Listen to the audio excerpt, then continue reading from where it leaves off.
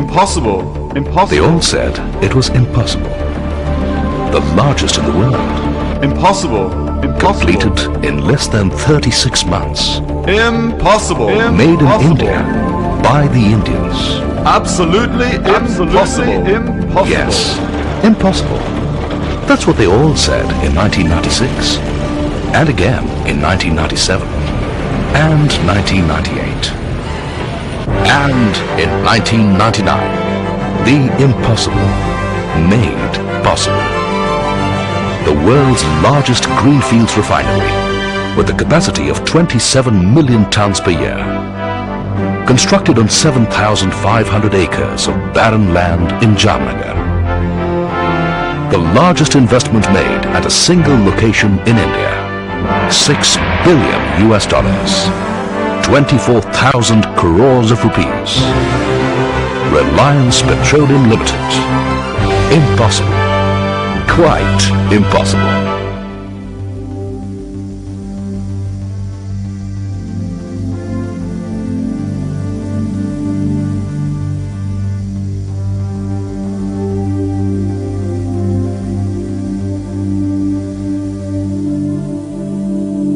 What Jamnagar has demonstrated unquestionably to the world is, if we can dream it, we can do it. Well, my father Dhirubhai Ambani's vision really is, and what is imbibed in each one of us, that whatever you do has to be world class. This is what it looked like at the beginning. Bare as bare can be. The project site before construction started. Meetings in London, Chicago, Mumbai and Jamnagar. Then, in November 1996, the Reliance workforce moved in. 75,000 workers. Project management by world leader Bechtel. The finest technology from global giants. Massive machinery. The stage was set, all set for the making of the world's largest greenfields refinery. 14,000 kilometers of cabling, twice the coastline of India. 5,000 kilometers of pipeline, twice the distance from Mumbai to Calcutta. 100,000 metric tons of structural steel, enough to construct 16 Eiffel Towers. 170 kilometers of roads, enough to connect Mumbai and Pune. Concrete, equal to several Empire State Buildings. 55 substations. 33 blast-proof buildings. 43 chimneys and flares. The tallest, twice the height of the Qutb Minar. Housing for 75,000 families. Site offices for 4,500 people. 4 bonded warehouses. The world's largest and most modern pipe fabrication facility. The Crafts Training Center for developing skilled work people. And for total communication and coordination. India's largest and most modern IT network. It was all so perfect. Everything running to schedule. Early trials and plant simulations underway. Everything running just like clockwork. Almost perfectly timed. Till that day in June 1998, when, like a time bomb, nature exploded. Officials in India say that 550 people died in the cyclone that hit the western state of Gujarat on Tuesday. Many people are still missing. The army has been drafted in to help with rescue work. Millions of rupees worth of property reduced to rubble.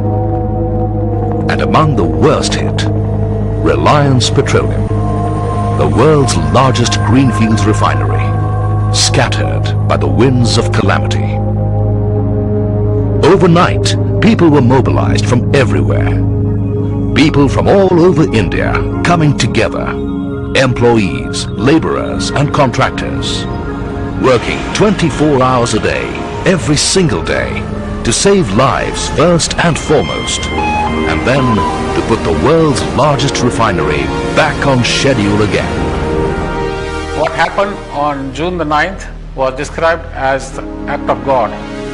What followed in the next 2 weeks were the acts of men and determined to bring the normalcy back as soon as possible. The result, the Reliance complex was back to the pre-cyclonic stage in a record 12 days.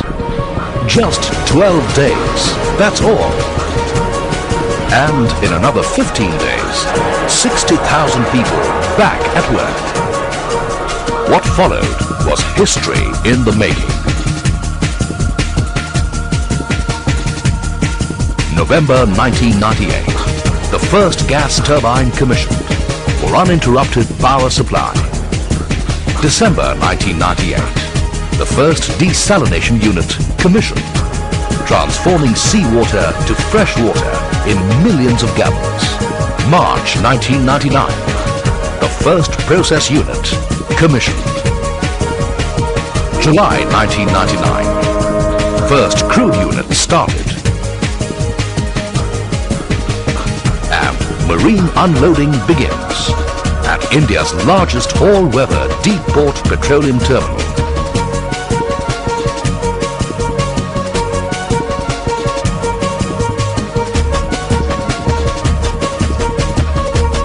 September 1999, the fluidized catalytic cracker commissioned. And in December 1999, history. The world's largest greenfields refinery was commissioned in a record time of less than 36 months. All set to create wealth for the nation and the world's largest family of shareholders. At Jamnagar, we have really doubled the entire Reliance group in 2.5 years. In 20 years, Reliance has built $6 billion of assets at Naroda, Patalganga and Hazira. And in the last 2.5 years, we have doubled it. Take a look for yourselves. See what can be achieved with hard work, determination, planning and total dedication.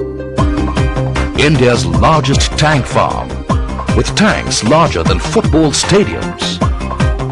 The world's largest coker.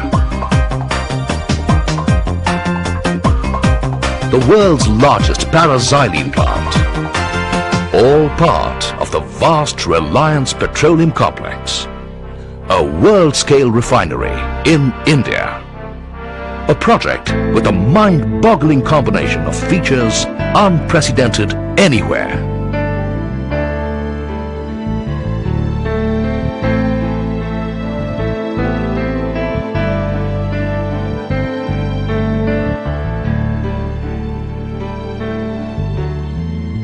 Vision. Total backward integration. Maximum value addition.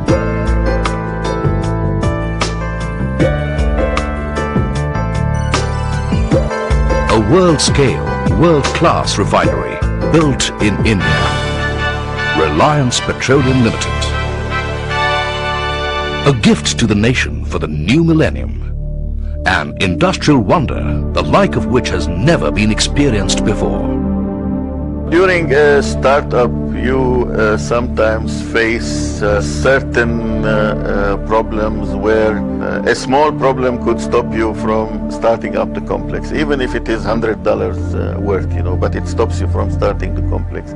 We flew the gasket from Chennai to Jamnagar on a charter plane. We needed it badly to start up the unit.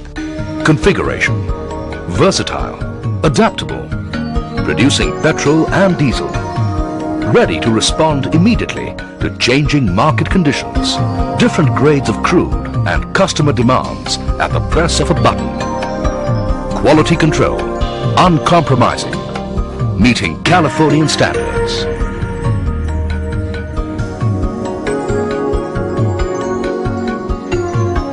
Size, world scale. more than 1/3 the area of Manhattan, or pictured in the city of Mumbai, extending from the gateway of India to Shivaji Park, an area of over 7,500 acres. Massive, yet so well connected. A perfect integration of refinery, petrochemicals and power. Fully computerized and automated to respond to real-time business in a dynamic world. We wanted a refinery that could make the most amount of money under any circumstances, whether the refining scenario in India is regulated or deregulated. Tomorrow, if the government comes up with a ruling that in India there shall be 50 parts per million sulfur in diesel, our refinery should be able to meet the specification. So we wanted to build a refinery that would swing anyway, depending upon the changing market dynamics, whether the crude prices or product prices go up or down. In short, what we wanted at Jamnagar refinery was a giant that would dance to our tune. Now let's take a quick look at the other aspects that made it possible to create this industrial wonder. Execution strategy. Fast-track schedules with just 2 points of coordination and decision-making, London and Jamnagar. Real-time communication by satellite. Drawings in 3D with PDS model rendering for simulated plant walkthroughs before construction. Decision-making delegated at lower levels without sacrificing integrity. Global sourcing and bulk buying of material for the best possible quality at the lowest possible cost. One of the ways Mr. Mukesh Ambani was monitoring our project progress was to check how much money we spent in a day. For example, we were supposed to spend about $10 million every day. That is equivalent of rupees 44 crores. And if we didn't spend that kind of money every day, he wanted to know why there was a deviation from the plan and how can he help us to conform to the plan. If we did better than the plan, there were absolutely no questions asked. We have divided the project into 4 parts. Refinery, petrochemicals, power and port. So for us it was 4 projects to be financed and not 1 project to be financed. So that is how the entire funding was thought through and planned.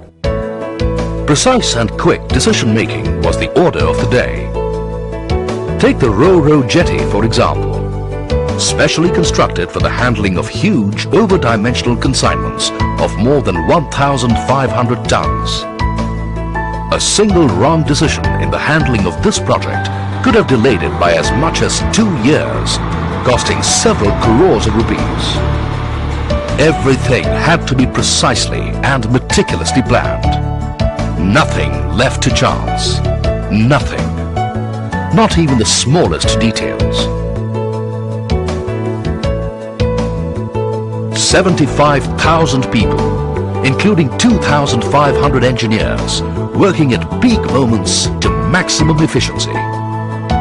Construction spread over 7,500 acres, divided into regions, subdivisions, contractors and subcontractors, with Reliance itself becoming the main contractor. The moment we decided to put the refinery up, the first thing I was worried about is how am I going to get all these people? And we knew we have got no choice but to get people from all over the world. And therefore infrastructure received the first attention. We had a problem in recruiting some people, but when they visited the site, they saw the size of the project and they saw the infrastructure, we knew we got him. Well, you've seen it all. The making of the world's biggest greenfields refinery. But what you haven't seen is the other side of Reliance. The Reliance that cares for its people. Not just its loyal family of shareholders, but also the people who work for Reliance. In fact, this whole subject is so personal and so close to our hearts. We thought it needed a more personal approach, don't you? It started with Mukesh being gripped by this Jamnagar fever. So I came here. All that I saw was just land, miles and miles of land, no trees, arid, desert. He said, "Do you think you can help me?"